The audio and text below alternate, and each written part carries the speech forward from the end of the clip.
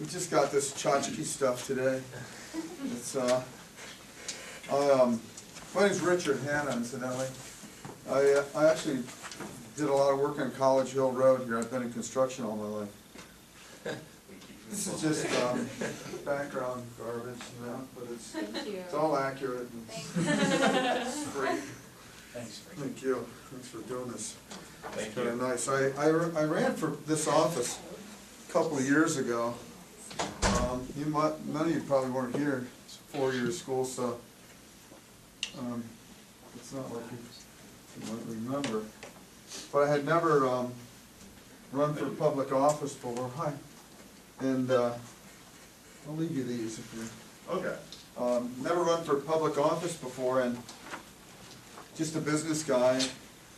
Started with nothing right here in upstate New York. I went to Reed College. Anybody know Reed College? Reed is, I heard someplace that it's a sister institution to Hamilton. How that works out, I don't know. But Reed is a great school also. And you know, Heather Hage and Gabriel Hage and J.K. Hage, Yeah. they all went here. You know Gabe? Yeah, JK. J.K., yeah, I think he's on your board or something, Yeah. isn't he? Yeah. So, yeah, J.K.'s he and I are friends and been in business together for a while. And, you know, I've lived in upstate New York most of my life. How would you like to do this? I mean, I can just talk forever. I never used to be able to do that, but unfortunately, the more I do this, the more I do this, and the more talky I get. But because there's a lot to talk about. But, I'll give you just a basic background. That is, born upstate New York. My dad died when I was 20. I had 4 sisters. My mom, we had a lot of debt. I quit doing what I was doing, school, and worked for 8 years to be broke. Put myself through Reed. Did roofing and aluminum siding, and paid off a lot of debt. Started out at about 28. 8 years later with absolutely nothing. I had no backhoe, and I was accepted to a couple of really good schools and didn't have the money to go, so I wound up working, and in 30 years that I worked, I built a business, Hanna Construction, and I own other things, and have had over 450 employees, built, just, you know, done groundwork on all over this campus, and Walmart's, Kmart's, Lowe's, Home Depot's, all of those kinds of things. We've done athletic complexes, AstroTurf. We built Utica College's football field, that kind of stuff, all over upstate New York. And I think for me, I've also been president of the local community foundation. I was president for a couple of years, on the board for 10.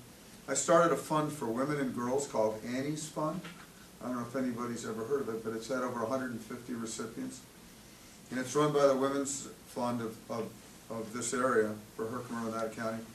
And what it does is it gives women a grant almost instantly, or pretty much immediately, for pivotal, critical things in their lives. We've paid for, because a lot of people just generally live from hand to mouth, particularly women with a couple of kids, and maybe they're underemployed.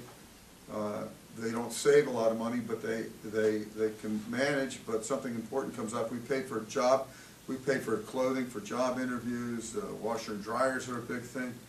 One of the interesting things, one of the women, and I don't know these people because I don't get involved in it, but a woman needed $50 to renew her nursing license for Rome. And she walked into one of the 13 women's groups that handles this, and they just wrote her a check for $50, and she got her license, went to work. So that's something I've done in my personal life. I've done on the library board, the Resource Center for Independent Living. I'm on that board. You know, all that kind of stuff that kind of some people do if they're interested in serving their community. And a lot of it's, you know, marginal service, because you wind up going to board meetings that you don't want to be at with people who don't do their homework and don't read ahead of time and just kind of show up and are interested in being on the board but not interested in doing the work. I was always interested in the work of it, and So the charities I've been involved in, I've tried to do as much as I could with them. So I'm a business person. That's what I've done. I didn't get married till I was 50, which is really late, but I did the smart thing. This is Linda Lambie, and it's spelled like it sounds. It's not Lamb, it's Lambie. And this is Justin Stokes. Justin's our campaign manager. And what's your title, Linda? Do you have one? I have a different one each week, but.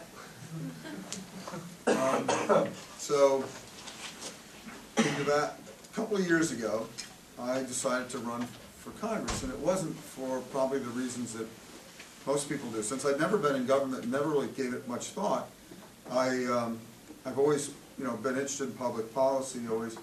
I majored in economics. I did well. I graduated with honors, and always kept my interest up. I'm a member of a few different economic groups. I've been to Russia and studied a few different things, and kind of kept it up.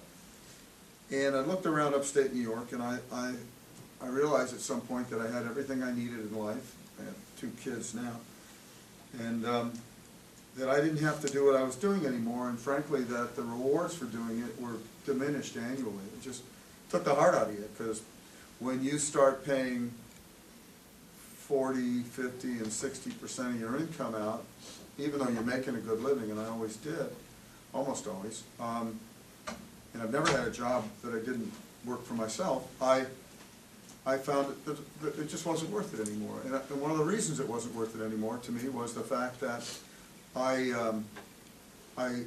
felt as though at every turn I was being not necessarily put upon by the state, but felt more and more as if all the reasons that I went into business, the energy, the juices, the kind of vitality that it takes to get yourself out of bed every day in construction at 4:30 and work till late, especially when the weather's good, just weren't there anymore.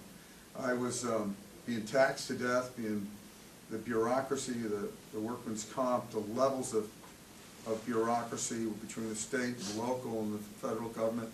It just became not worth it. So I looked around. I took a little time off. I'm a pilot. I flew a small plane to Alaska, landed on Mount Denali, which is Mount McKinley, a little airport up there, and really little. And I flew to the Arctic Circle last year, flown to Mexico, and kind of did a few things I always wanted to do, and then realized I wasn't good at doing nothing. And I always knew that, but I looked around and I said, Thomas Jefferson has it right. People should go to Congress, go into government, impart their wisdom, their life experience, and go home someday. And go there to do the number one thing I think that we expect our government officials to do, and that is to fix our problems. And when you look out there today, and I think I've never been a big complainer. I've always kept my nose down and not tried to get involved, frankly. But I looked around and I said, I'm exactly the kind of person I would like to see do this. And then I decided to run for Congress, and that's kind of where everything went bad for me. My private life that I had was no longer private. And my wife and I had a little boy, Emerson Noble, was named after Ralph Waldo Emerson. It's someone I'm a big fan of.